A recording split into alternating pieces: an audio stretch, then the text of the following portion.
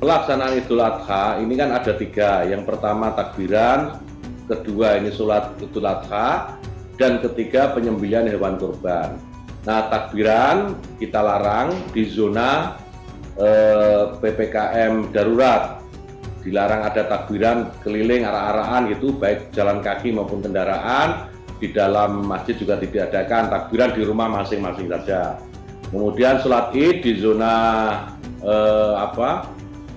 PPKM darurat juga ditiadakan.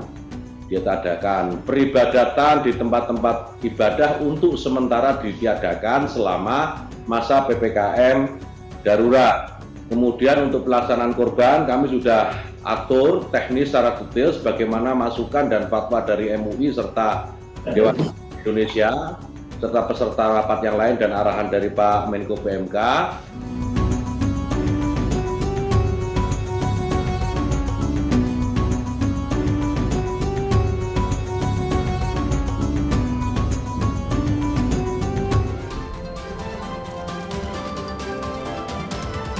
Selamat siang.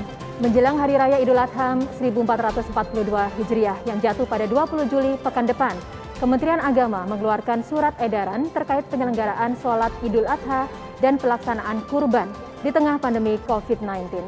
Aturan ini tertuang dalam surat edaran Menteri Agama nomor 15 tahun 2021. Secara khusus, Menteri Agama Yakut Khalil Qaumas menghimbau umat Islam di daerah PPKM darurat melakukan takbiran dan sholat Idul Adha di rumah masing-masing. Sementara untuk umat Islam di luar PPKM darurat dan bukan termasuk zona merah dan juga zona oranye, takbiran dan sholat Idul Adha dapat dilakukan sesuai ketentuan sebagaimana dalam surat edaran Menteri Agama nomor 16 tahun 2021. Sejumlah aturan yang disiapkan pemerintah ini bertujuan untuk menekan laju penularan kasus COVID-19 sehingga perayaan Idul Adha tahun 2021 berlangsung dengan aman dan sehat. Nah, kali ini Dialog Produktif Rabu Utama akan mendengarkan penjelasan lebih lengkap mengenai ketentuan pelaksanaan Hari Raya Idul Adha dan penerapan protokol kesehatannya. Dan sudah bergabung melalui sambungan Zoom ada 4 narasumber pada siang hari ini. Yang pertama adalah staf khusus Menteri Agama, bidang kerukunan umat beragama, Haji Isfaf Abidail Aziz yang akrab dipanggil Gus Alex. Assalamualaikum Gus Alex, bagaimana kabarnya? Waalaikumsalam warahmatullahi wabarakatuh, Mbak Diana. Sehat ya Gus? Alhamdulillah sehat walafiat. Alhamdulillah sehat. Semoga sehat selalu. Baik, dan juga ada narasumber kita yang kedua Kiai Haji Asrorun Niam, Soleh Ketua Majelis Ulama Indonesia MUI bidang fatwa. Assalamualaikum Pak Niam. Waalaikumsalam warahmatullahi wabarakatuh. Ya Mbak Diana. Ya, selamat siang. Apa kabar? Sehat. Ya, baik, terima kasih, saya sehat. Dan selanjutnya kita juga sudah tersambung melalui sambungan Zoom ada Ketua Bidang Perubahan Perilaku Satgas Penanganan COVID-19 Pak Sony Hari B. Harmadi. Selamat bergabung Pak Sony, apa kabar? Alhamdulillah baik Mbak Diana, terima kasih, sehat selalu. Ya, terima kasih sudah meluangkan waktu bersama kami siang hari ini. Dan juga pemirsa, kita akan mendengarkan penjelasan dari Profesor Kiai Haji Nasaruddin Umar MA PhD, Imam Besar Masjid Istiqlal mengenai esensi merayakan Idul Adha di tengah pandemi. Assalamualaikum Prof. Waalaikumsalam warahmatullahi wabarakatuh. Iya. Terima kasih banyak Bapak-Bapak, semoga semuanya selalu dalam keadaan sehat dan semoga perbincangan pada siang hari ini bisa memberikan pemahaman yang lebih jauh bagaimana pelaksanaan Idul Adha di tengah kasus pandemi yang saat ini masih terus naik. Dan sebelum kita memulai diskusi pada siang hari ini, kita akan menyaksikan tayangan berikut ini.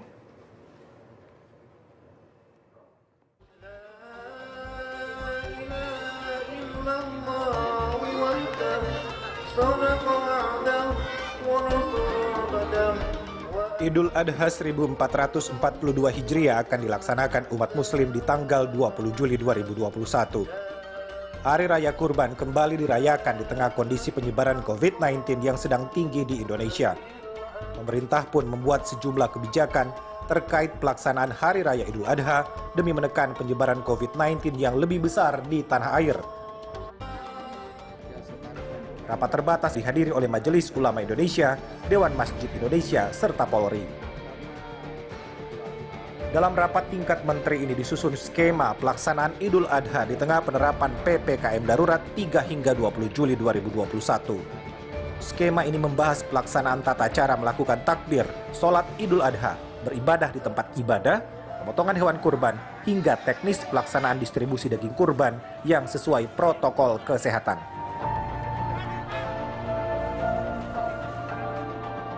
Kementerian Agama pun menyusun teknis penyelenggaraan Hari Raya Idul Adha di masa PPKM darurat ini dalam Surat Edaran Menteri Agama Nomor 15 Tahun 2021. Dalam penerapannya, Kementerian Agama menggandeng semua pihak, mulai dari masyarakat, Dewan Masjid, hingga Kepolisian Republik Indonesia.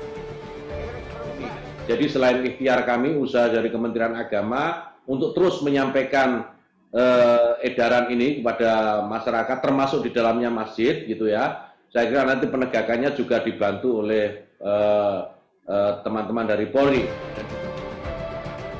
Keputusan ini diambil pemerintah guna memberi rasa aman kepada seluruh masyarakat di tengah pandemi COVID-19 dengan melakukan sejumlah pembatasan dan memastikan penerapan protokol kesehatan yang ketat dalam pelaksanaan perayaan Idul Adha 1442 Hijriah.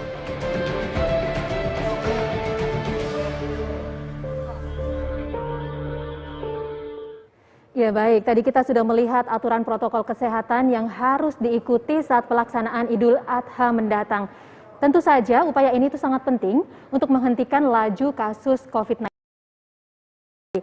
Baik pemirsa, sebelum kita memulai diskusi pada siang hari ini, kami ingin mengajak Anda semua dimanapun protokol kesehatan, diantaranya selalu menggunakan masker, cuci tangan, menjaga jarak. Begitupun kami semua yang ada di studio pada siang hari ini, kami perlu informasikan bahwa ruangan studio siang hari ini semuanya sudah disterilisasi, kemudian seluruh kru yang bertugas juga sudah melakukan swab antigen, dan kami juga secara rutin membersihkan tangan baik dengan mencuci tangan di air mengalir maupun menggunakan hand sanitizer. Semoga kita selalu sehat, begitu juga untuk keluarga Anda semua di rumah.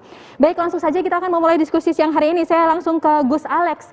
Gus Alex, apa sebenarnya yang menjadi pertimbangan dari Menteri Agama dalam mengeluarkan surat edaran Menteri Agama nomor 15 tahun 2021 ini, Gus? Ya, terima kasih.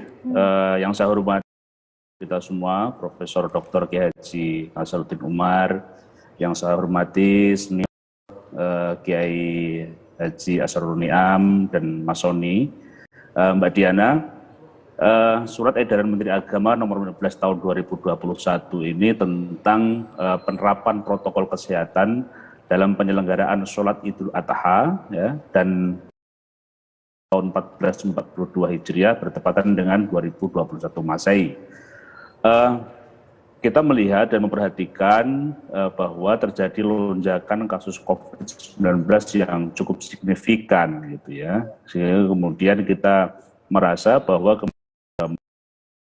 membuat ketentuan dan aturan yang mengatur tentang bagaimana tata cara pelaksanaan sholat Idul Adha dan seluruh rangkaiannya, mulai dari takbiran, kemudian pelaksanaan sholat Idul Adhanya, dan penyelenggaraan penyembelihan hewan kurban. Nah, ini perlu kita lakukan, perlu kita susun aturannya agar menjadi pedoman bagi umat, bagi masyarakat tentunya, dengan memperhatikan berbagai keputusan, kebijakan, fatwa yang sudah dikeluarkan oleh Majelis Ulama Indonesia, berbagai keputusan yang sudah dikeluarkan oleh ormas-ormas Islam, dan seterusnya. Pertimbangan utama yang perlu kita masyarakat. Dan lebih dari itu semua, surat edaran ini adalah upaya pemerintah untuk melakukan perlindungan terhadap warga negara dari berbagai ancaman, berbagai bahaya. Dalam hal ini adalah bahaya dari penularan COVID-19. Itu Mbak Diana. Ya, ini artinya memang perlu kita pahami bersama, seperti yang tadi Gus sampaikan, ini adalah upaya untuk melindungi masyarakat itu sendiri, begitu ya Gus ya? Bukan dalam tanda kutip membatasi untuk kegiatan beragama atau keagamaan, begitu ya. Gus, kalau kita ini pelaksanaan Idul Adha terjadi di tengah itu ya Gus ya. Bahkan saat ini kondisi pandeminya juga semakin memburuk mungkin begitu di Indonesia. Nah, ini dalam surat edaran Menteri itu tadi ketat untuk pelaksanaan Idul Adha ini, ataukah bagaimana Gus? Mengingat kondisi saat ini yang semakin kita sebenarnya banyak melihat kondisi penularan yang sangat signifikan ya, sehingga kemudian kita membuat aturan yang sifatnya dia lebih detail. Sifatnya lebih detail untuk memberikan edukasi, bimbingan kepada masyarakat bahwa kita penting untuk memperhatikan lingkungan kita, menjaga kesehatan diri kita, keluarga kita, masyarakat yang ada di lingkungan kita. Sehingga boleh kita sampaikan bahwa surat edaran ini bersifat lebih detail, lebih rinci, dan lebih ketat gitu ya, terkait dengan ketentuan-ketentuan yang diatur dalam surat edaran tersebut. Seperti itu. Nah, perlu kami gambarkan, kami sampaikan secara umum ya tentang surat edaran Menteri Agama nomor 15 tahun 2021. Ini paling tidak mengatur tentang 3 hal. Pertama tentang pelaksanaan takbiran, kemudian yang kedua mengatur tentang pelaksanaan sholat Idul Adha, dan yang ketiga mengatur tentang pelaksanaan penyembelihan. Pas sedikit saja Agus untuk mensosialisasikan juga kepada masyarakat dari ketiga hal seperti itu, bagaimana pelaksanaannya di PPKM darurat dan juga wilayah-wilayah yang tidak termasuk PPKM darurat ini? Iya, jadi begini, untuk pelaksanaan takbiran sebagaimana diatur dalam surat edaran Menteri Agama nomor 15 tahun 2021, yang ketentuan lebih rinci nanti diatur di dalam surat edaran Menteri Agama nomor 16 tahun 2021, itu diatur bahwa pelaksanaan takbiran yang dilaksanakan di masjid dan musola untuk daerah-daerah yang dinyatakan sebagai zona aman ya oleh pemerintah setempat atau satuan tugas penanganan COVID-19 setempat, maka dapat dilaksanakan maksimal 10% dari kapasitas yang ada. Kalau masjid musola itu kapasitasnya 100, maka yang dapat melaksanakan takbiran di masjid ataupun musola dengan kapasitas 100, maka maksimal sejumlah 10 orang. Nah, itu pun harus menjalankan protokol kesehatan secara ketat dan disiplin. Itu. Yang kedua, pelaksanaan takbir keliling yang diselenggarakan dengan berjalan kaki ataupun menggunakan kendaraan berarak-arakan itu mutlak tidak diperbolehkan. Karena ini akan memancing munculnya kerumunan di masyarakat. Nah, itu poin terkait dengan pelaksanaan takbiran. Yang kedua tentang pelaksanaan sholat Idul Adha yang dilaksanakan di masjid, musola ataupun di lapangan atau di tempat-tempat ibadah Islam yang dikelola ya di kantor atau di tempat-tempat lain, untuk daerah yang masuk pada PPKM darurat maka ditiadakan. Maka ditiadakan penyelenggaraannya. Atau daerah-daerah yang masuk zona merah atau orange. Akan tetapi untuk daerah-daerah yang masuk pada zona hijau dan kuning atau daerah yang dinyatakan aman oleh pemerintah setempat maupun Satuan Tugas Penanganan COVID-19, maka diperbolehkan melaksanakan sholat Idul Adha dengan ketentuan maksimal 50% dari jumlah kapasitas yang ada. Baik. Itu pun harus memenuhi ketentuan-ketentuan dan aturan-aturan bagaimana protokol kesehatan itu dapat dilaksanakan secara ketat dan disiplin. Itu yang pokok terkait dengan pelaksanaan sholat Idul Adha. Yang kemudian yang ketiga, pada poin yang ketiga terkait dengan pelaksanaan penyembelihan hewan kurban. Kurban itu kita membuat ketentuan pelaksanaannya tidak langsung setelah sholat Idul Adha. Untuk mengurangi kerumunan, maka penyelenggaraannya, pelaksanaannya itu dimulai pada sehari setelahnya, yaitu tanggal 11 Dzulhijjah, 12 Dzulhijjah, dan 13 Dzulhijjah. Nah, kita menghimbau kepada masyarakat agar penyembelihan hewan kurban itu dapat dilaksanakan di rumah potong hewan ruminansia. Akan tetapi jika tidak tersedia atau kapasitas RPRH-nya itu penuh, maka dapat dilaksanakan secara mandiri oleh masyarakat tentunya dengan menjalankan protokol kesehatan secara ketat. Proses penyembelihan umpamanya tidak bisa atau tidak diperbolehkan melibatkan banyak orang. Cukup yang melaksanakan penyembelihan dan pihak dari yang melaksanakan kurban, dari yang kurban, saksi dari pihak kurban. Cukup seperti itu. Jadi tidak bisa kemudian terjadi kerumunan melibatkan banyak orang. Kemudian yang kedua, proses pendistribusian daging kurban yang sudah dikemas secara rapi, secara higienis oleh panitia, diharapkan agar didistribusikan langsung kepada masyarakat yang membutuhkan ke rumah masing-masing, ke kediaman masing-masing. Jadi modelnya tidak membagikan kupon. Kalau membagikan kupon, maka masyarakat akan datang ke satu titik, maka kemudian berpotensi untuk jadinya kerumunan. Nah, ini 3 poin, ya, 3 hal pokok yang diatur dalam surat edaran Menteri Agama nomor 15 tahun 2021 yang rincian ketentuan aturan petunjuk teknisnya secara detail kemudian dituangkan di dalam surat edaran Menteri Agama nomor 16 tahun 2021. Itu gambaran umum ya, gambaran pokok terkait dengan surat edaran nomor 15 tahun 2021. Iya, baik, artinya memang harus disesuaikan dengan wilayah masing-masing gitu ya, Agus. Ya. Saya ke Pak Niam. Pak Niam, saya ingat sekali Anda pernah menyampaikan bahwa sebenarnya Idul Adha, ibadah di Idul Adha itu merupakan salah satu bentuk ketundukan dan juga kepatuhan kita kepada Allah Subhanahu wa taala begitu.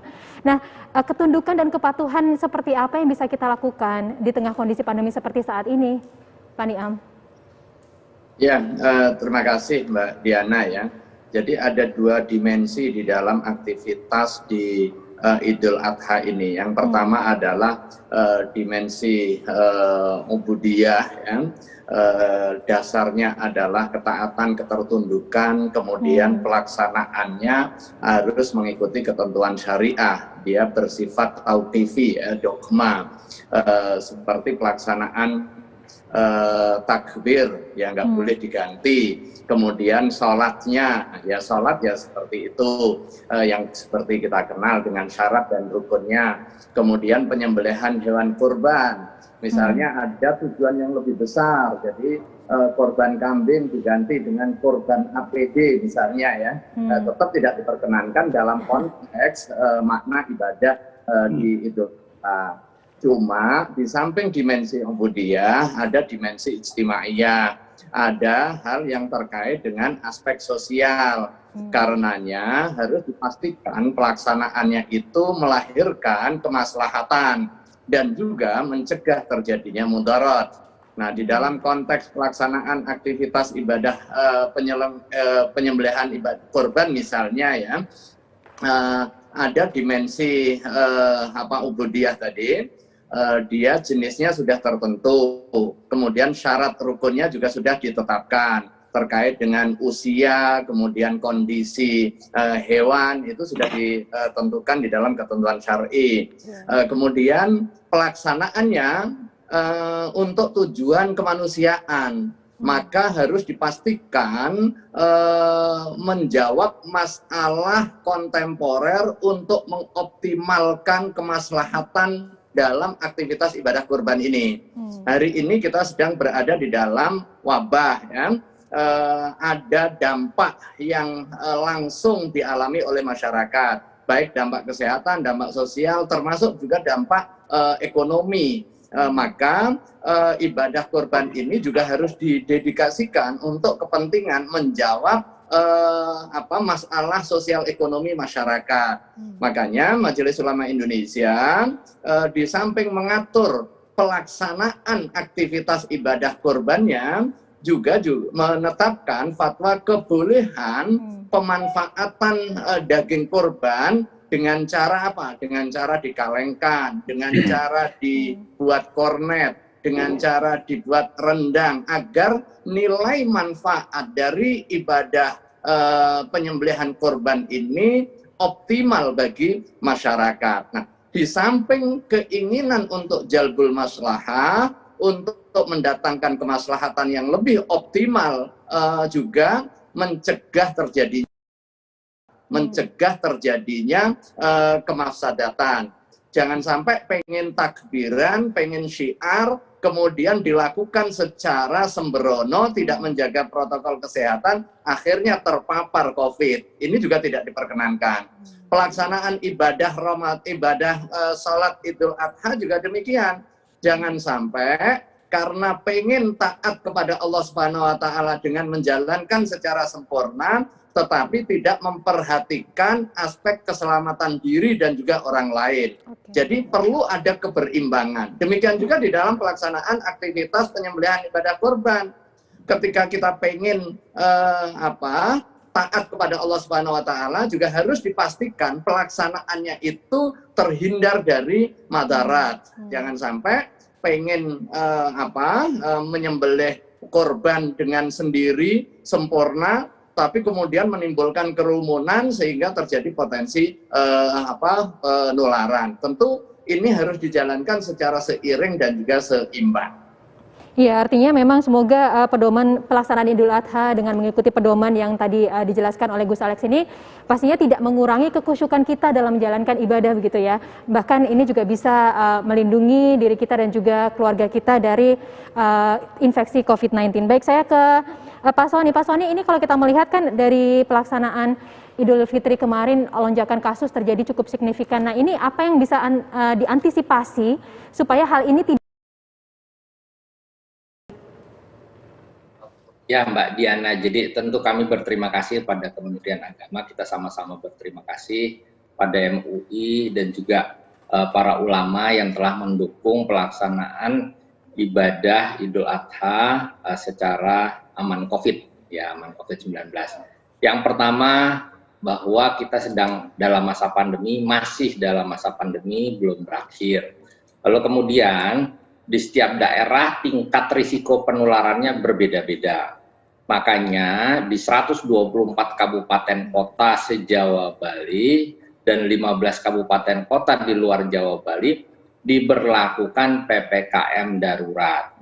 Ini menunjukkan bahwa ada risiko penularan yang sangat tinggi di wilayah-wilayah tersebut.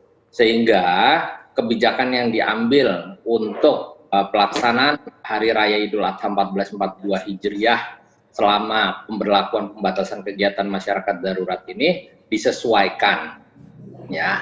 Lalu kemudian yang berikutnya juga kita tahu bahwa ada daerah-daerah lain dengan zona risiko rendah dan tanpa kasus. Di zona risiko rendah dan tanpa kasus yaitu zona hijau dan kuning, maka pelaksanaannya juga disesuaikan dengan apa yang sudah ditetapkan di dalam Surat Edaran Menteri Dalam Negeri.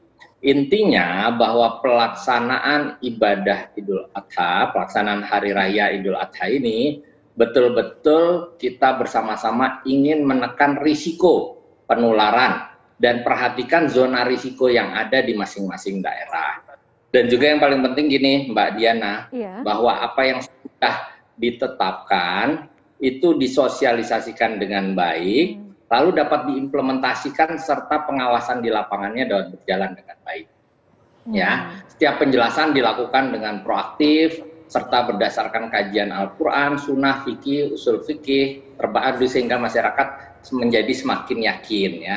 Ini tentu menjadi tugas atau peran dari para ulama dan juga yang juga penting kita perlu sekali mencegah terjadinya penyebaran berita bohong atau berita hoax di tengah masyarakat. Juga mengajak masyarakat untuk senantiasa bertawakal dan berikhtiar, apalagi momentum Idul Adha ini bisa menjadi momentum bersama dalam rangka menghadapi pandemi COVID-19 dengan mengutamakan pendekatan iman. Terima kasih. Iya, baik-baik. Terima kasih Dr. Sony. Baik, selanjutnya saya ke Profesor Nasaruddin.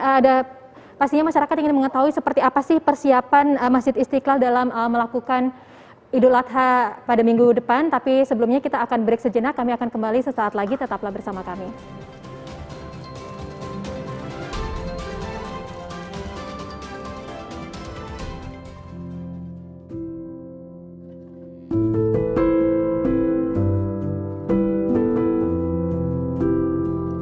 Tinggallah di rumah jika tidak ada kebutuhan yang mendesak.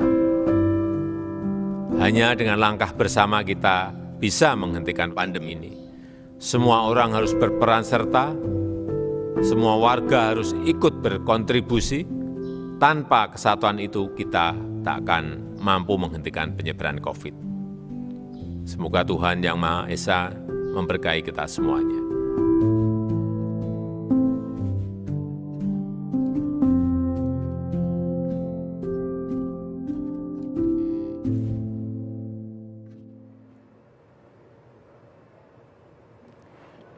Baik, Anda masih bersama kami dan kami masih melanjutkan perbincangan pada siang hari ini, masih bersama sejumlah narasumber kita pada siang hari ini. Dan saya akan kembali menyapa Profesor Nasaruddin. Tadi saya sudah sempat menanyakan sebelum break, bagaimana persiapan Masjid Istiqlal dalam menyambut pelaksanaan Idul Adha pada 20 Juli mendatang. Seperti apa protokol kesehatan yang akan diterapkan di sana? Mungkin Profesor bisa menjawabnya, silakan. Baik, bismillahirrahmanirrahim. Assalamualaikum warahmatullahi wabarakatuh. Para pemirsa, Istiqlal itu punya standar dalam keadaan darurat standar dalam keadaan normal, karena masjid negara tentu harus menjadi model untuk seluruh masjid yang ada di Indonesia. Tanpa mengurangi syiar agama Islam itu sendiri, Istiqlal telah melakukan serangkaian regulasi. Kita tahu bahwa sebetulnya ada 4 yang harus kita persiapkan dalam rangka Idul Adha ini oleh Istiqlal. Pertama adalah takbiran malamnya itu. Kemudian yang kedua lebaran hari, kan kita akan lebaran di Istiqlal, biasanya presiden, tokoh-tokoh nasional kita datang. Kemudian yang ketiga yaitu kurban. Dan yang rangkaian panjang ini juga adalah jamaah haji. Biasanya kan orang berangkatnya dari Istiqlal untuk ke Tanah Suci ya. Jadi Istiqlal selama ini sangat sibuk pada saat pelepasan jamaah haji, maunya dilepaskan di Masjid Istiqlal. Nah sekarang poin yang terakhir ini tidak ada di Istiqlal karena kita nggak ada jamaah haji. Nah untuk takbiran di Istiqlal kita rubah. Karena kita ini resikonya, kita diminta untuk menjadi koordinator masjid-masjid ibu kota seluruh dunia ya. Jadi ini kita diminta sebagai leaders. Maka Asia Tenggara kita sudah nanti tetap akan menjalin komunikasi dengan mereka. Tapi zooming, kita tidak melakukan takbiran itu di Masjid Istiqlal. Cuman kita akan lakukan di TV Istiqlal yang di-link dengan seluruh masjid ibu kota di seluruh dunia. Nah, itu tanpa mengurangi syiar, tetapi tidak ada pasti, tidak ada kerumunan karena enggak Istiqlal itu kan ditutup ya untuk umum. Kemudian juga lebaran yang sudah pasti kita Istiqlal itu tidak melakukan lebaran seperti juga tahun-tahun kemarin yang musim Covid itu ya. Ya kita serukan. Kenapa? Karena usul fikihnya kan kita harus mendahulukan yang wajib baru yang sunat ya kan. Pergi ke masjid itu sunat. Bahkan Idul Adha, sholat Idul Adha itu juga sunat. Yang wajib itu ialah menjaga diri, kesehatan diri sendiri dan keluarga. Nah jangan sampai nanti kita beribadah tapi mendahulukan yang sunat, malah mengabaikan yang wajib. Darul mafasid muqaddamun ala jalbil masalih. Jadi kita harus mengedepankan penolakan terhadap bahaya daripada mengejar manfaat. Nah, karena itu Istiqlal meniadakan sholat Idul Adha ini, ya. Kemudian juga meniadakan sholat Jumat secara umum ya, secara publik karena memang kita sudah tidak bisa melakukan secara publik berjamaah. Kemudian yang ketiga ada kurban. Kurban di Istiqlal memang periode, terutama periode New Istiqlal ini, Istiqlal itu kita punya masjid binaan dan kita punya inventarisasi masjid mana yang perlu mendapatkan perhatian. Jadi kita hanya menyembelih sejumlah binatang, ternak atau binatang kurban, hewan kurban yang untuk memenuhi, kan kita punya karyawan ya, cleaning service saja ada. Cleaning service ada 300 bersama dengan security-nya. Tapi selebihnya itu kita berikan kepada masjid-masjid yang menjadi binaan Istiqlal. Mereka yang menyembelih, tapi kita mengumpulkan, ada jamaah yang selalu mengumpulkan ke Istiqlal lewat Istiqlal, tapi kewenangan Istiqlal diberikan penuh untuk mendistribusikan. Nah kita tidak mendistribusikan dalam bentuk daging, tapi kita mendistribusikan dalam bentuk hewan kurbannya. Mereka sendiri yang menyembelih, itu akan aspek syiarnya. Tapi karena situasi kita seperti sekarang ini sangat darurat, maka kami pun juga tidak seasalnya memberikan hewan kurban itu kepada masjid-masjid yang menjadi binaan. Itu dilengkapi juga dengan protokol. Protokolnya seperti apa? Itu memang sangat detail Istiqlal itu menciptakan, memberikan satu protokol terhadap hewan ini, pembelian ini. Misalnya kita kan waktu penyembelihan itu hari tasyrik juga masih bisa kan. Jadi kebiasaan kita itu pokoknya hari pertama disembelih. Nah berhubung karena situasi Covid seperti sekarang ini, kita harus memolorkan sebagian. Jadi berapa ekor yang disembelih hari pertama, berapa ekor yang disembelih pada hari tasyrik, hari pertama, 2, 3 ya.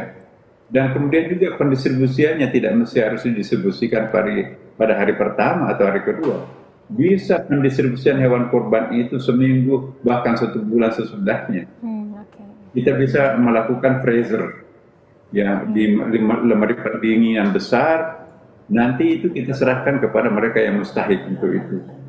Nah, bisa juga kita melakukan pengolahan seperti pengalengan, ya, kita bikin sedemikian rupa ya cara-cara supaya masyarakat kita itu benar-benar ada aspek kemanfaatannya, terutama mereka yang mustahik.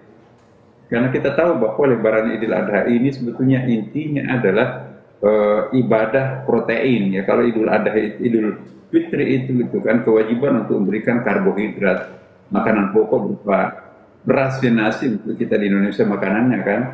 Nah, itu Idul Fitri itu kita perlu memberikan kontribusi dalam bentuk karbohidrat. Nah, Idul Adha ini adalah kontribusi dalam bentuk protein hewani. Nah, di dalam simbolismenya menu makanan kita itu ada aspek proteinnya dan ada aspek karbohidratnya. Jadi ini juga message-nya adalah keutuhan umat ini. Bagaimana menciptakan suatu umat yang berkualitas ini harus kaya dengan protein hewani termasuk di dalam. Dan yang paling penting juga kita juga mengisyaratkan bahwa filosofi dasar daripada kurban ini ada, Mbak ya. Ini mungkin jarang disampaikan ke ya. Pertama bahwa simbol kurban itu sebetulnya adalah deklarasi human right yang paling sejati dari Abrahamic religion ini. Agama-agama anak cucu Nabi Ibrahim, yaitu Yahudi, Nasrani atau Kristen ya.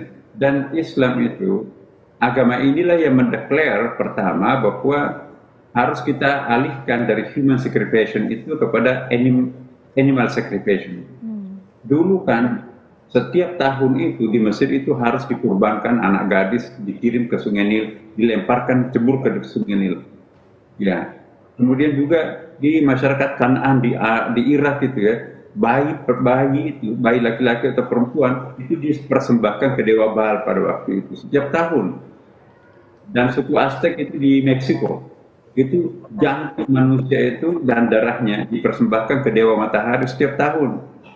Di Viking di Eropa dan termasuk juga Eropa Timur itu ya pemuka agamanya, tokoh agamanya, ulamanya yang harus disembelih lalu dipersembahkan kepada dewa Odion ya, dewa perang pada waktu itu. Nah, Nabi Ibrahim diminta oleh Allah Subhanahu wa taala, ubahlah sistem kurban manusia itu digantikan dengan animal, dengan hewan. Jadi sebetulnya simbol penyembelihan manusia kepada hewan. Jadi ini juga kita harus mengangkat suatu poin di sini yang sangat penting. Ini ada sebuah transformasi teologis yang sangat dahsyat. Yang tadinya setiap tahun manusia itu harus dikorbankan. Nah sekarang ini setiap tahun harus korban tapi jangan manusia. Harus digantikan dengan hewan. Jadi from human sacrifice to animal sacrifice. Ini sangat penting. Nah karena itu di Istiqlal kita juga tidak boleh kehilangan syiar. Jangan sampai nanti karena COVID ini semua akan dipenjarakan syiar-syiar Islam itu. Saya agak sedikit keberatan, mohon maaf ya. Jadi seolah-olah COVID kemarin yang meledak ini itu disalahkan Idul Fitrinya. Mari kita secara ilmiah mengkaji ya. Para ilmuwan juga menemukan bahwa hanya berpapasan waktunya dengan Idul Fitri. Sehingga apa yang terjadi di India dan mobilitas antara India dengan Aceh itu cuma naik kapal itu 4,5 jam loh. Di ujung Pulau Aceh itu kepada India itu. Mungkin kita disiplin dari segi bandara ya, tetapi ternyata orang-orang kita itu nyebrang dari ujung Pulau Aceh, nyebrang ke Pulau Jawa dan seterusnya. Akhirnya jadilah penyebaran. Dan saya ingin mengingatkan di sini, jangan sampai nanti ajaran Islam itu menjadi korban. Sudah umat Islamnya banyak yang korban. Jangan ajaran Islamnya lagi dikorbankan. Artinya seolah-olah yang bertanggung jawab dengan maraknya COVID ini adalah gara-gara Idul Adha kemarin. Nah ini lagi gara-gara Idul Fitri kemarin, Idul Adha lagi. Jadi harus kita melihat secara proporsional dan ilmiah. Jangan sampai nanti kita membuat satu statement yang justru memojokkan Islam itu sebagai sebuah agama. Cukuplah korbannya umat Islam terbesar, jangan lagi ajaran agamanya dikorbankan oleh hal-hal yang sangat simplistik itu, yang sangat generalis itu ya. Kita harus mengkaji benar nggak bahwa Idul Fitri itu penyebab COVID yang meledak seperti kemarin itu. Jangan sampai nanti hanya berpapasan waktu. Itu saya minta pada siapapun untuk hati-hati memberikan suatu pernyataan. Sebab itu tidak menguntungkan semua pihak. Oke. Terima kasih.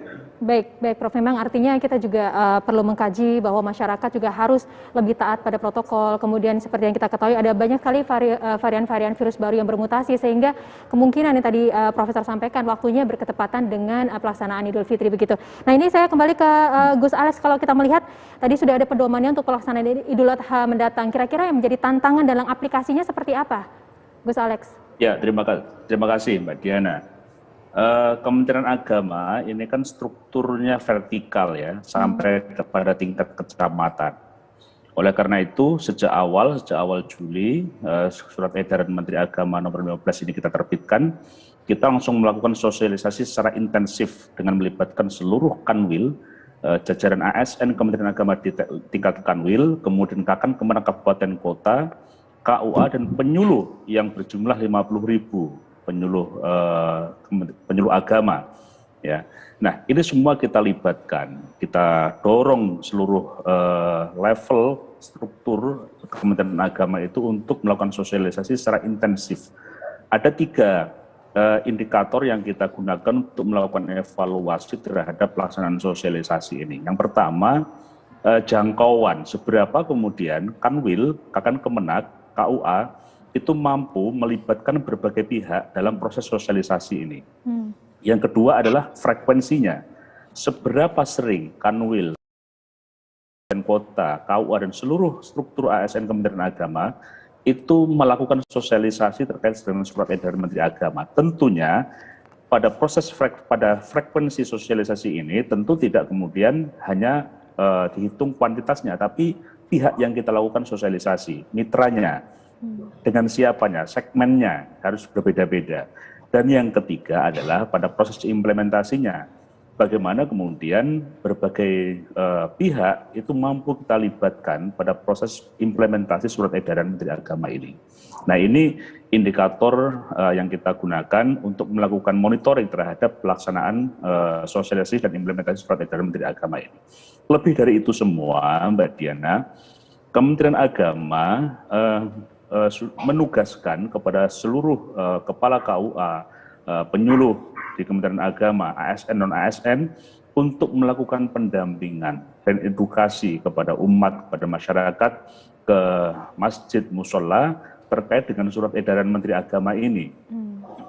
Secara teknis, seluruh kepala KUA kita bekali checklist gitu ya, untuk melakukan monitoring. Masjid A itu persiapan dalam melaksanakan persiapan Idul Adha ini ada beberapa hal yang harus dipenuhi, masuk dalam zona hijau maupun kuning.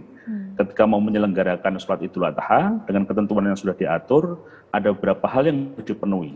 Nah, ini dilakukan edukasi, pendampingan agar beberapa hal yang sudah diatur ini dapat dipenuhi. Nah, bagaimana menyiapkan hand sanitizer,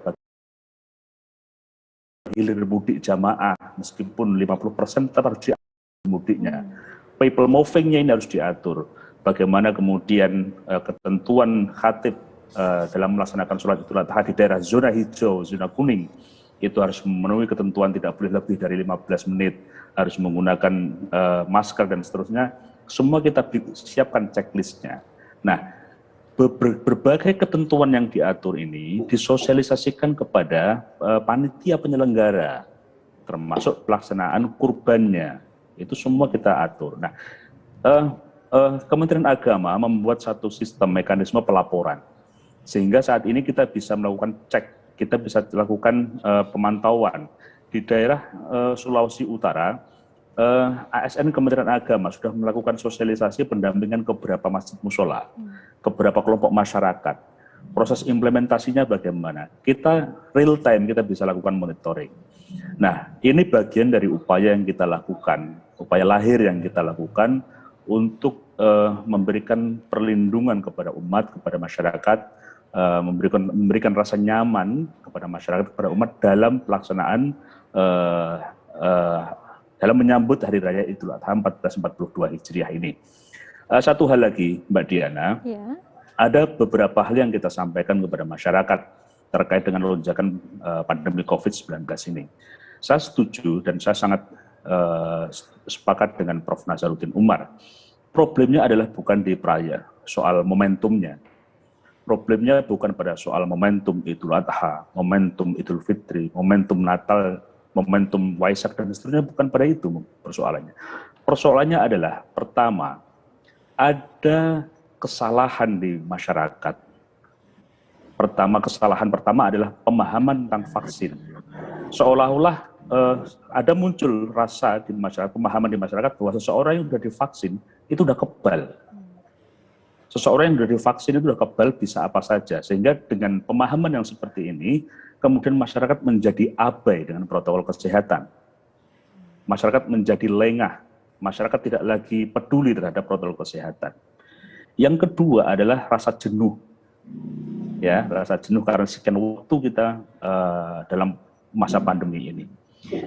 Oleh karena itu, terkait dengan dua hal ini, perlu pemerintah harus membangun optimisme di masyarakat, membangun keyakinan di masyarakat bahwa kita tetap harus disiplin menjaga protokol kesehatan. Ini satu variabel. Variabel yang kedua adalah memang munculnya varian-varian baru. Varian-varian baru yang bersifat lebih menular dan seterusnya ini. Tapi yang bagi saya, kalau menurut kami, poin yang tadi variabel pertama, bahwa kejenuhan masyarakat, yang kedua karena salah pemahaman yang kurang tepat terkait dengan vaksinasi, ini harus dilakukan tindak lanjut oleh pemerintah. Gitu. Bagaimana pemerintah harus memberikan pemahaman kepada masyarakat bahwa meskipun seseorang sudah divaksin, ini tidak menutup kemungkinan atau masih tetap berisiko tertular pandemi COVID-19. Yang kedua, seseorang atau masyarakat yang dalam situasi jenuh itu harus dibangun kembali optimismenya, harus dibangun kembali semangatnya untuk tetap disiplin menjaga protokol kesehatan. Karena dengan cara itulah kita mampu mengatasi. Nah ini Pak, saya kira ini berbagai upaya yang kita lakukan. Tentu Kementerian Agama tidak bisa sendirian. Kita tetap membutuhkan dan memohon bimbingan dari para alim ulama, tokoh agama, tokoh masyarakat, dan seterusnya. Saya kira itu. Ya, baik. Terima kasih Gus Alex. Saya ke Pak Niam, kalau misalkan ada sebagian masyarakat yang berasumsi atau berpikiran kenapa untuk beberapa sektor dibuka, tapi untuk peribadatan kemudian dibatasi. Kalau menurut Pak Niam sendiri bagaimana ya? Ya, terima kasih ya. Di samping kita perlu untuk memberikan penjelasan utuh kepada masyarakat dengan bahasa yang mudah difahami, konsolidasi untuk implementasi policy di level pemegang kebijakan juga saya kira menjadi hal yang tak kalah pentingnya ya.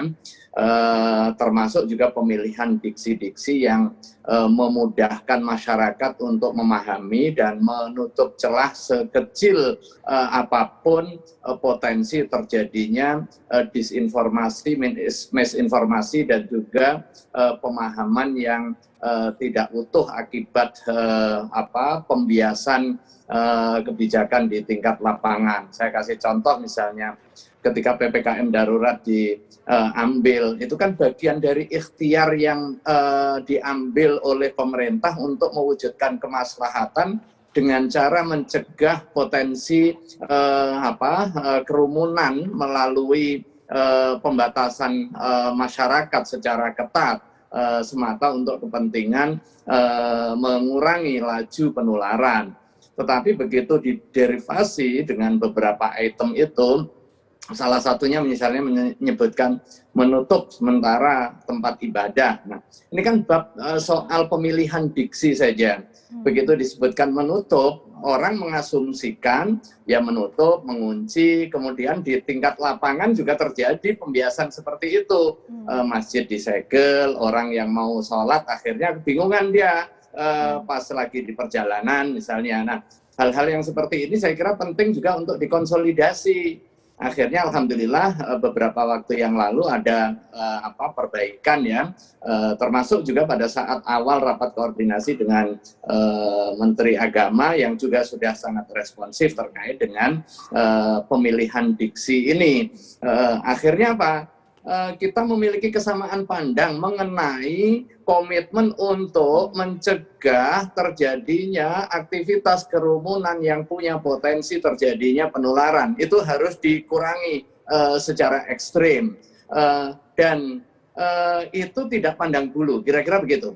Begitu di kantor itu diberlakukan WFH 25%, maka di tempat yang lain juga pada hakikatnya juga setara sepanjang protokol kesehatan ditegakkan. Tetapi sudah diambil policy dalam konteks PPKM darurat, kantor itu 0% dengan full WFH misalnya, ya, maka kita bisa dengan mudah memberikan penjelasan masjid juga tidak diperkenankan melakukan aktivitas ibadah yang berdampak kepada kerumunan yang nanti punya potensi terjadinya penularan dengan cara mengurangi secara ekstrim seluruh aktivitas kerumunan itu. Nah, tetapi ada fungsi lain dari masjid. Di samping fungsi untuk kepentingan ibadah yang bersifat jamaah dan kemudian dilaksanakan secara berkerumun, ada fungsi seperti syiar, tadi azan. Apakah azan itu punya potensi penularan? Kan tidak. Ya sudah, nggak usah dilarang. Dan alhamdulillah sekarang aturannya seperti itu. Yang ditiadakan sementara adalah aktivitas ibadah yang berdampak kepada kerumunan yang punya potensi terjadinya penularan. Syiarnya tetap. Nah, artinya dengan seperti ini mudah difahami oleh masyarakat, termasuk juga orang yang membangun opini bahwa aktivitas PPKM ini membatasi atau melarang kegiatan ibadah. Nah, ini tidak. Syiarnya tetap, orang yang sholat yang biasa di situ, yang tinggal di masjid sebagai takmir, dia azan, dia sholat, itu tetap menjalankan aktivitas seperti biasa, ya nggak ada masalah gitu loh. Yang ditutup bukan masjidnya, tetapi yang dibatasi adalah aktivitas pelaksanaan ibadah yang berdampak kepada kerumunan.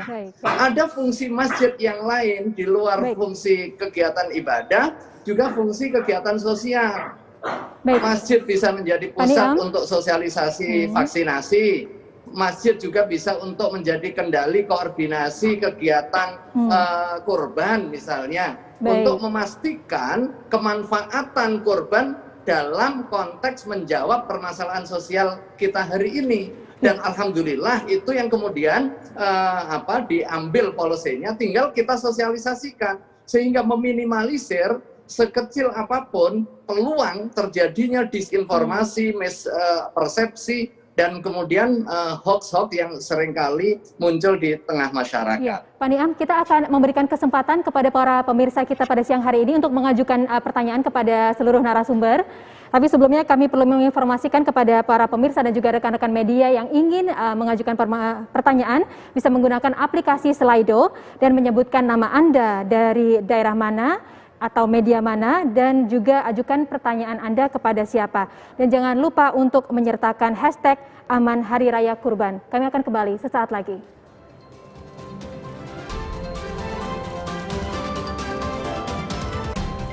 Jadi ya berarti kumpulnya. Oke, bye. Kok jadi ngumpul sih, Bu?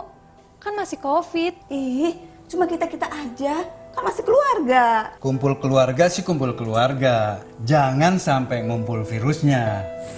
Bu, aku pergi ya. Teman-teman udah pada nunggu nih. Yakin mau pergi? Nongkrongnya sih asik. Jangan sampai pulangnya bawa penyakit. Pak. Iya sayang. Jangan sampai bawa pulang virusnya ya. Iya sayang. Pulang jam berapa, Nak? Kok maskernya nggak dipakai? Iya, ini aku lagi makan-makan sama temen. Hati-hati ya, kamu yang abai, jangan sampai ibu yang menuai. Waspadai klaster penyebaran COVID-19 di lingkungan terdekat. Selalu pakai masker, jaga jarak, cuci tangan pakai sabun, dan siap divaksinasi. Kesehatan pulih, ekonomi bangkit. Ya, dan saya saat ini masih bersama keempat narasumber siang hari ini. Ada Haji Isfaf Abidail Aziz, staf khusus Menteri Agama Bidang Kerukunan Umat Beragama, Kiai Haji Asrorun Niam Soleh, Ketua Majelis Ulama Indonesia Bidang Fatwa, Pak Soni Haribe Harmardi, selaku Ketua Bidang Perubahan Perilaku Satgas Penanganan COVID-19, serta Profesor Kiai Haji Nasaruddin Umar, selaku Imam Besar Masjid Istiqlal. Dan berikut sudah ada beberapa pertanyaan yang masuk dari pemirsa pada siang hari ini. Saya akan bacakan pertanyaan pertama ini dari Ray di Jakarta. Untuk Pak Niam, MUI Sumbar keluarkan maklumat tolak aturan PPKM darurat dan tetap gelar sholat Idul Adha. Tapi Sumbar ada beberapa daerah zona merah. Bagaimana respon MUI, Satgas dan juga pemerintah? Silakan, mungkin ke Pak Niam terlebih dahulu. Iya, terima kasih ya. Poin pentingnya adalah kondisi kita beragam ya, seperti yang tadi disampaikan juga oleh Pak Soni ya. Ketika kawasan itu berada di dalam zona yang tidak terkendali penyebarannya, maka untuk kepentingan menjaga keselamatan diri, maka aktivitas ibadah itu digeser dari masjid yang asalnya itu kegiatan publik, digeser kemana? Ke tempat yang aman di rumah, tanpa mengurangi sedikit pun ketaatan kita kepada Allah Subhanahu wa Ta'ala. Artinya gini, Mbak Diana ya, aktivitas di masjid yang dibatasi karena untuk tujuan mencegah terjadinya penularan, kemudian dilaksanakan di rumah, itu tidak mengurangi sedikit pun tingkat ketaatan dan juga kepatuhan kita kepada aturan agama. Nah, bisa jadi bahkan dengan kegiatan kita di rumah, pertama, syiar keagamaan di rumah lebih tinggi, kedua, kontribusi kita di dalam membangun keselamatan publik terjaga, kita terlindungi dari paparan penyakit, kita juga menyebabkan rasa aman bagi masyarakat dan juga publik dari kekhawatiran terjadinya penularan wabah COVID. Artinya dalam situasi yang seperti ini kita lihat kondisi faktualnya. Kalau kondisi faktualnya di daerah misalnya yang sangat terbatas itu aman, misalnya rumah 3 dan itu keluarga semacam internal lockdown gitu ya, dia nggak kemana-mana, nggak kontak sama sekali, di daerah seperti kawasan yang memang nggak ada arus keluar masuk orang sama sekali, maka itu ya berlaku sebagaimana kita keluarga yang saling mengamankan dan juga saling melindungi. Ini yang harus dipahami. Tetapi sekalipun di dalam posisi di dalam rumah keluarga, tapi intensitas keluarnya tinggi, ya bukan berarti aman ibadah di rumah itu juga. Artinya perlu ada kondisionalitas kita cara membacanya. Di rumah pun belum tentu aman kalau ternyata ada keluarga besar di situ dan tingkat mobilitasnya tinggi. Maka harus dipastikan safe pada aspek safety. Nah, di masjid misalnya ada musola ya, musola yang bersifat private, musola yang tidak jamin, hanya untuk kepentingan keluarga besar, misalnya di pesantren lah, taruhlah kita sebut di pesantren ya. Pesantren memang aktivitas ibadahnya di situ dan tidak ada orang keluar masuk sama sekali, ini sudah steril, apakah dilarang aktivitas di masjid tersebut? Tidak, tetapi protokol kesehatan tetap dilakukan. Sebaliknya, sekalipun posisinya ada di rumah, tetapi tingkat mobilitas anggota keluarga tinggi dengan tujuan tertentu tentunya ya, bukan soal suka-suka keluar. Misalnya ada yang polisi, ada yang dokter dan lain sebagainya. Dia pulang, ya nggak harus kemudian merasa aman. Dia harus menjaga diri, termasuk di dalam proses interaksi. Saya kira itu yang harus dipahami. Baik, artinya memang seperti yang tadi perlu kita garis bawahi, meskipun kita melakukan ibadah di rumah itu tidak akan mengurangi esensi ketaatan kita begitu. Saya mohon maaf kepada rekan-rekan media maupun pemirsa karena saya tidak bisa membacakan seluruh pertanyaan. Semoga tadi pertanyaan untuk Pak Niam bisa menjawab beberapa pertanyaan Anda dan kami akan kembali sesaat lagi dengan closing statement dari para narasumber. Tetaplah bersama kami. Vaksin COVID-19 yang beredar di Indonesia telah mendapat izin Badan POM untuk memastikan bahwa vaksin tersebut memenuhi standar kualitas dan keamanan. Ketika vaksin COVID-19 disuntikan ke dalam tubuh manusia, vaksin memperkuat sistem imun dengan membentuk suatu memori untuk melawan virus yang menyebabkan COVID-19. Jika orang yang telah divaksin terpapar virus COVID-19, maka sistem imun akan mengenali virus dan merespons lebih cepat dengan menetralkan virus yang masuk ke dalam tubuh. Dengan vaksin, tubuh akan memiliki perlindungan lebih agar tidak jatuh sakit atau menderita sakit yang parah akibat virus COVID-19. Untuk mengetahui informasi seputar vaksinasi COVID-19 dan melaporkan mengenai efek samping pasca vaksinasi, hubungi kontak hotline vaksinasi Kementerian Kesehatan di nomor 119 extension 9. Ayo, sukseskan vaksinasi dan disiplin protokol kesehatan. Lindungi diri, lindungi negeri. Baik, Anda masih bersama kami pada siang hari ini dan kita sudah memasuki sesi akhir diskusi pada siang hari ini dan saya meminta kepada seluruh narasumber untuk berkenan memberikan closing statement. Kami mulai dari Gus Alex. Singkat saja Gus Alex, apa catatannya atau apa hal yang ingin disampaikan kepada pemirsa dalam 1 menit saja. Silakan Gus. Ya, terima kasih. Surat edaran Menteri Agama nomor 16 nomor 17 tahun 2021 ini adalah upaya kita untuk meminimalisir terjadinya kerumunan, potensi-potensi kerumunan yang berpotensi terjadinya penularan COVID-19. Oleh karena itu kita mohon kepada seluruh masyarakat agar mematuhi ketentuan, aturan, protokol yang ditentukan oleh pemerintah. Lebih dari itu semua, lebih dari berbagai usaha dan upaya lahir yang kita lakukan, Kementerian Agama juga menghimbau kepada seluruh warga, seluruh masyarakat agar lebih memanjatkan doa, menyampaikan permohonan kepada Allah Tuhan Yang Maha Esa, karena dengan doa inilah kita akan mampu memiliki optimisme, keyakinan bahwa atas kehendaknya lah kita akan mampu dan bisa mengatasi pandemi COVID-19 ini. Terima kasih Mbak Diana. Ya, Gus Alex, ini memang ini merupakan salah satu bentuk ikhtiar kita dengan mematuhi protokol kesehatan, kemudian menjaga kesehatan kita. Ini adalah salah satu ikhtiar supaya kita bisa terlepas dari pandemi COVID-19. Baik, dan selanjutnya saya mohon kepada Pak Niam untuk bisa memberikan closing statement-nya. Singkat saja Pak Niam. Terima kasih. Pandemi COVID-19 dan juga kebijakan PPKM darurat ini tidak menghalangi kegiatan ibadah dan juga tidak menyebabkan adanya larangan kegiatan ibadah.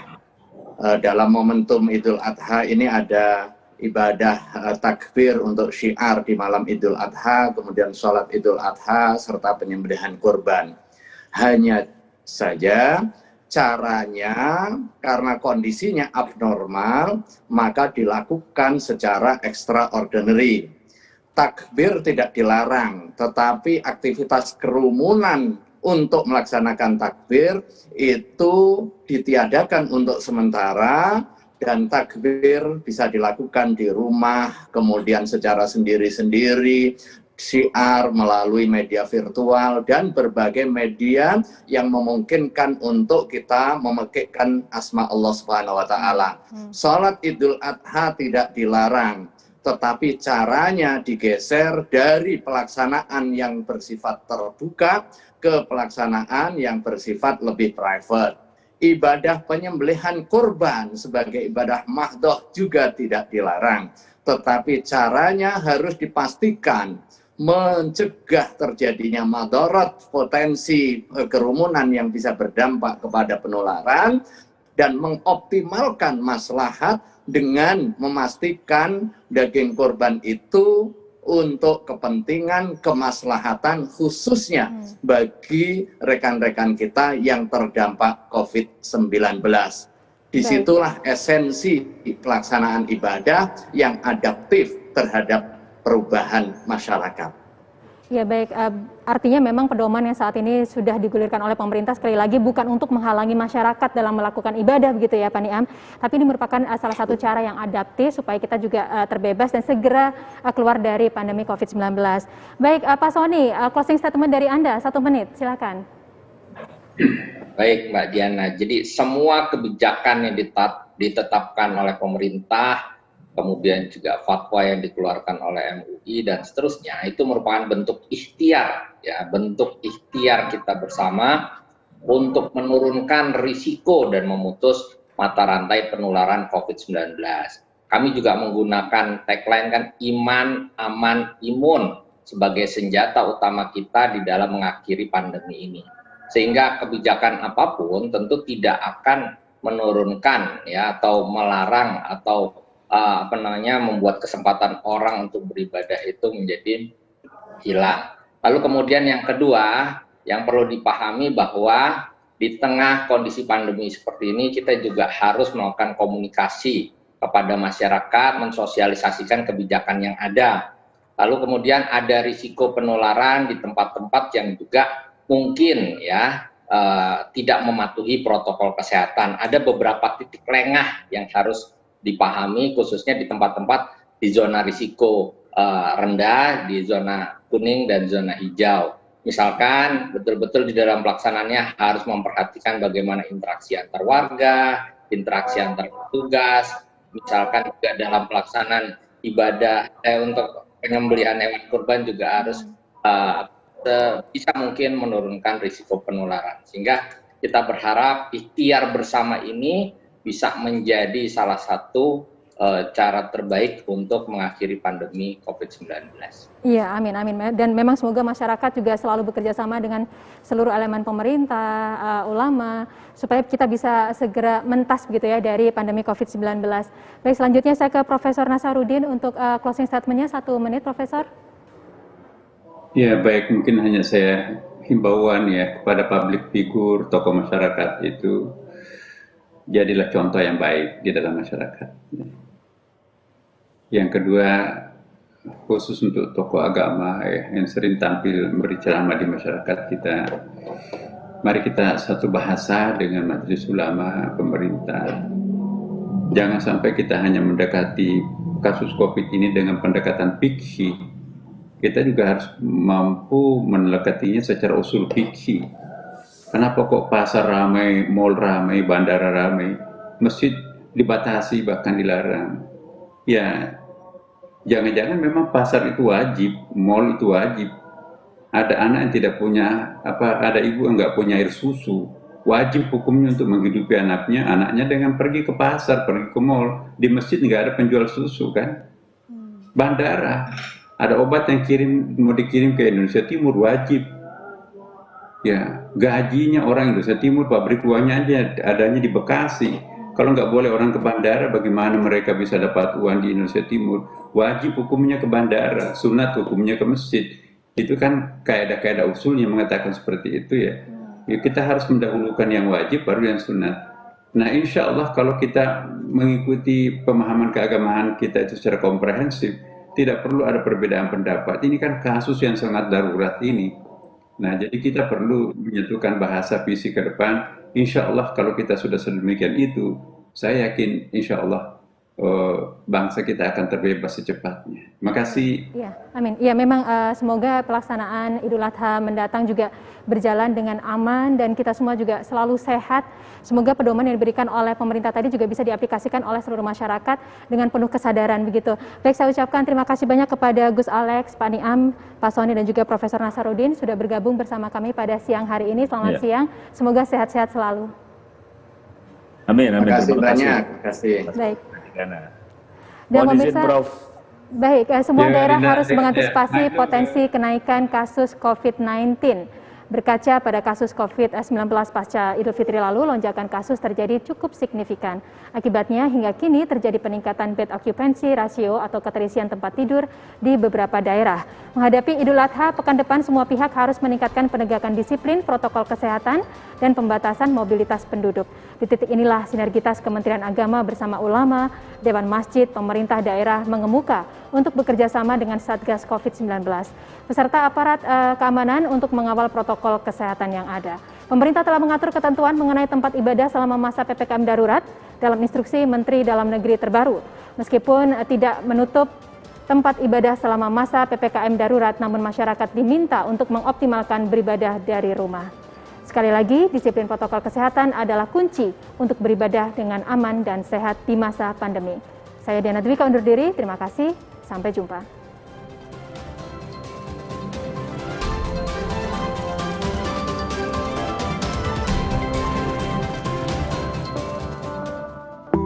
Tak perlu kau resah, jangan kau susah, karena ini semua melangkah bersama, saling menjaga, taklukkan problema. Oh, kita pasti bisa, bangkitlah kesehatan ekonomi Indonesia. Bersabar bersyukur di sini, vaksin akan tiba untuk lindungi kita. Kita sehat, semua hebat, bahagia. Dipersembahkan oleh Komite Penanganan COVID-19 dan Pemulihan Ekonomi Nasional dan Kominfo.